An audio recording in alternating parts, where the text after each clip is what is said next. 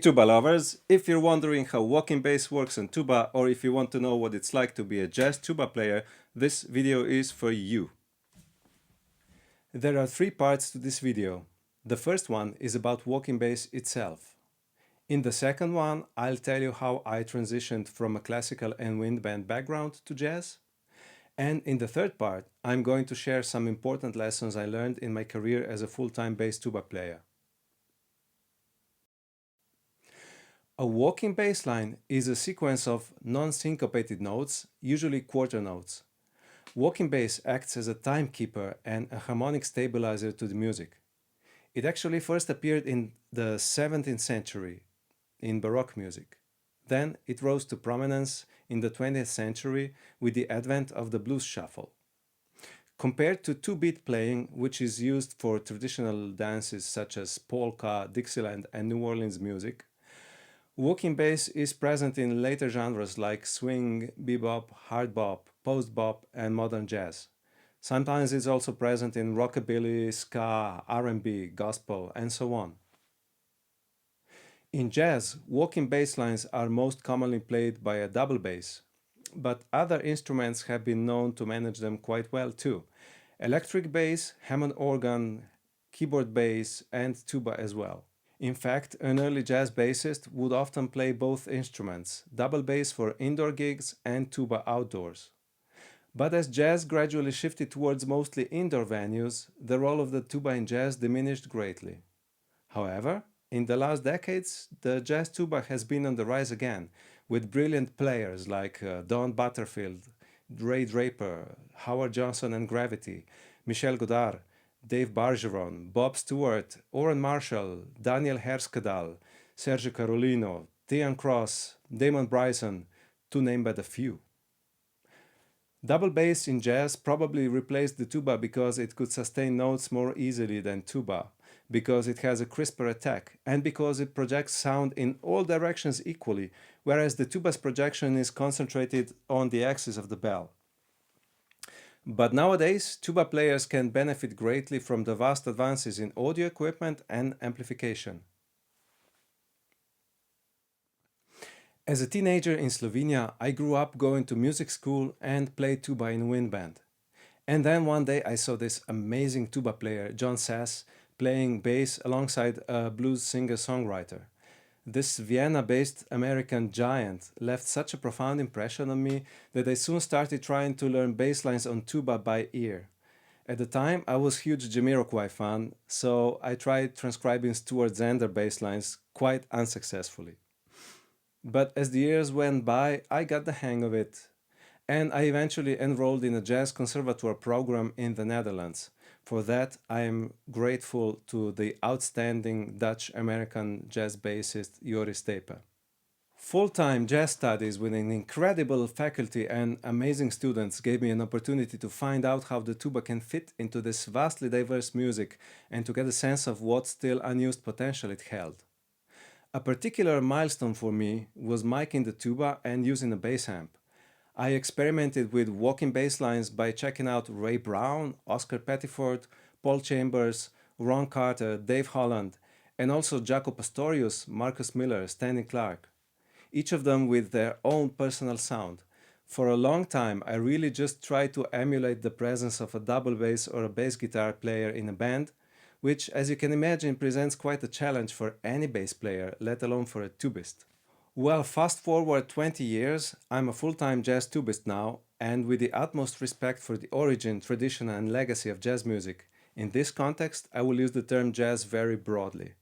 Just imagine an approach to music that aims to be highly creative, expressive, dynamic and proactive, regardless of genre, and you'll know what I mean. So fulfilling this role as a tuba player can definitely benefit from the novelty factor. However, if you want to get some serious full-time work after the novelty has worn off, you need to keep going in one of these directions. 1. Work towards getting widely recognized as a headlining artist and soloist. 2. Build your business network by becoming a reliable, versatile player that can blend in with diverse projects to the point that people call you because of you rather than because of the instrument you play. 3. Diversify. I am lucky to be very curious and to want to keep learning. So, other than playing, I teach, I compose, and produce music for theater, radio, TV, and film, and so on. This keeps expanding my horizons, for which I'm truly grateful. With that in mind, I'd like to share some advice from the years of experience I gained. I think it's important to stress that while it's quite easy for this kind of advice to be passed down from bassist to bassist, jazz tubists are few and far between, and this knowledge has less of a chance to get passed down from bassists to tubists, or indeed between tubists. So I count myself extremely lucky to have come across these insights, sometimes on my own, but mainly thanks to the many great musicians I've had the honor of working with. Let me share these bits of wisdom with you now. 1. Become fluent in the musical language. Learn the technical side of playing as well as theory and analysis. There are a lot of historic and fresh recordings to check out. Each bassist has their own playing style, tone, approach, and it will take a lot of work to get a good enough grasp on jazz theory and harmony in order to be able to improvise your own walking bass lines. For example, scales and arpeggios in every key are essential to play fluently.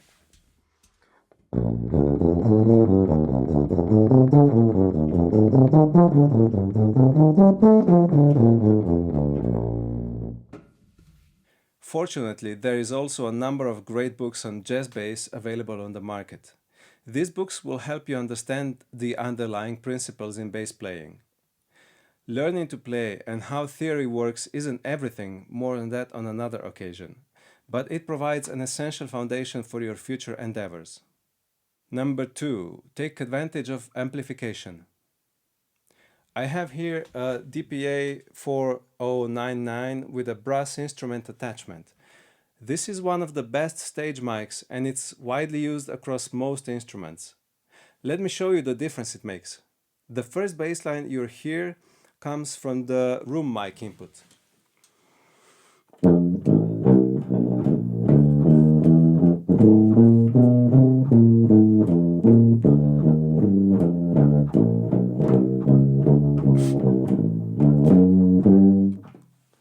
And the second one comes from the DPA input.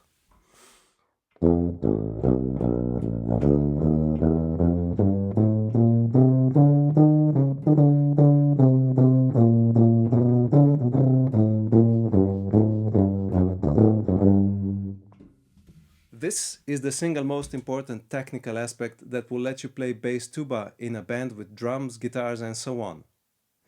The DPA is not cheap, so look at it as an investment.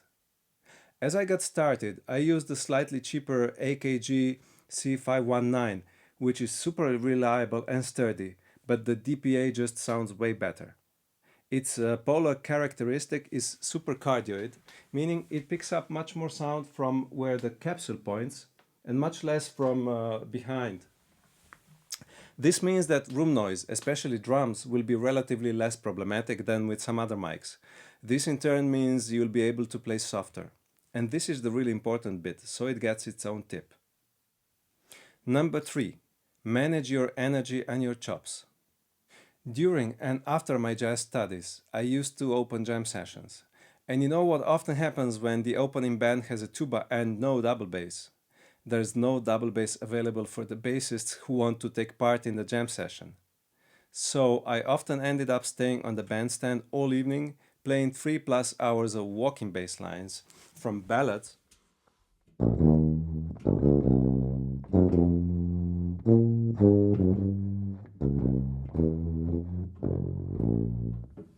to 300 BPM up tempos.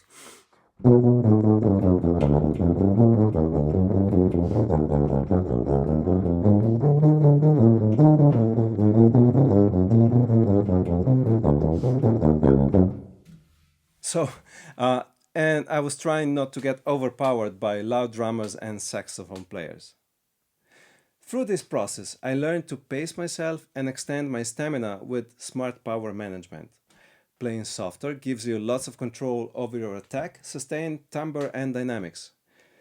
And it gets you ready for long studio sessions where it's really important for your output to stay constant for an extended period. A quick reminder, if you like this video, please hit the like button, share and subscribe to my channel. This way you can help support my creativity. Number 4. Learn about sound, acoustics, amplification and recording. Unfortunately, you usually can't just plug a mic in a bass amp and hope it'll work. Since clip-on mics are usually condenser mics that need phantom power to operate, you will need a phantom power supply box. You plug the condenser mic in one socket and an auxiliary to jack cable in the other and into the amp. This works surprisingly well. Even better in my opinion is to plug the mic directly into a PA line and use monitoring. It depends on the type of amplification available in the venue.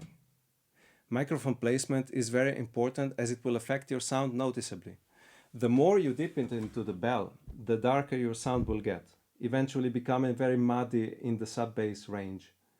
I usually try to keep it at around 15 to 20 centimeters or 6 to 8 inches from the bell. Number 5. Learn to think like a double bass or a bass guitar player.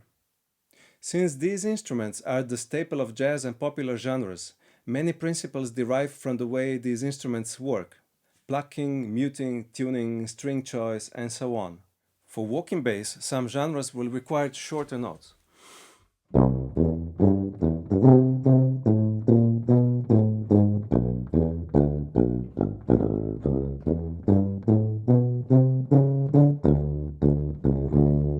Some longer.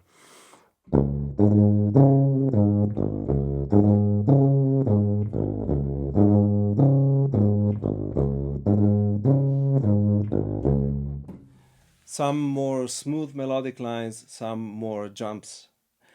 Bass players shape their bass lines around open strings and left-hand position. For example, the F chord will often be played by an F followed by an A a sixth below on the open A string. This not only works in a practical sense, but the sound of the open string has a specific musical effect that rhythm section players will recognize.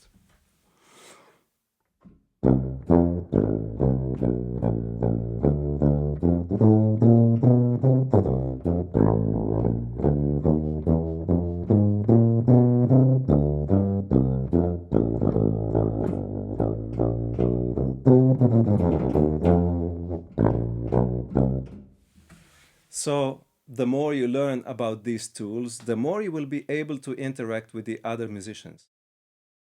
Number 6. Learn circular breathing. Going back to my Jamiroquai fan days, I remember being captivated by Wallace Buchanan playing the didgeridoo like this.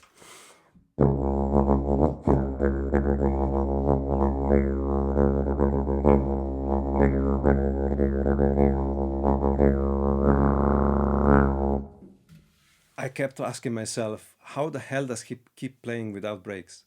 That was in the 90s, when information was a bit harder to come by. Nevertheless, I found out about this technique called circular breathing and I read a simple text tutorial.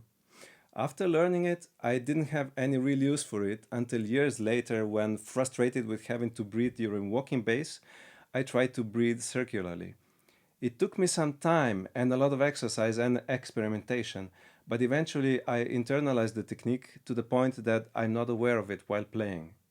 Someone recently asked me if I use circular breathing on a certain bass line, and I had to sit down and play it again in order to find out. Well, I find I really enjoy putting together these videos, not just because I get to relive pleasant memories, but also because by sharing my experience with you, I'm making sure it doesn't get forgotten. And by compressing years of experience into concise bits of advice like this, I give younger and up-and-coming players the chance to be better equipped at an earlier stage of their journey, so that they can direct their effort and energy into learning more advanced stuff than I did. Imagine the progress in a few generations, isn't that exciting? At this point, I'd like to mention that you can book one-on-one online lessons with me, either as one-off or as a rounded program. You'll find the link to my website in the description below. I feel extremely happy and honored to be able to share all I know about tuba playing and music in general. You can also choose to make a donation by clicking on the link in the description. Your support helps me make the most of my creativity and ensures you get more thoughtful content from me. May your jazz tuba journey bring much joy to you and the people around you. Thanks for watching, and if you like this video, see you in the next one.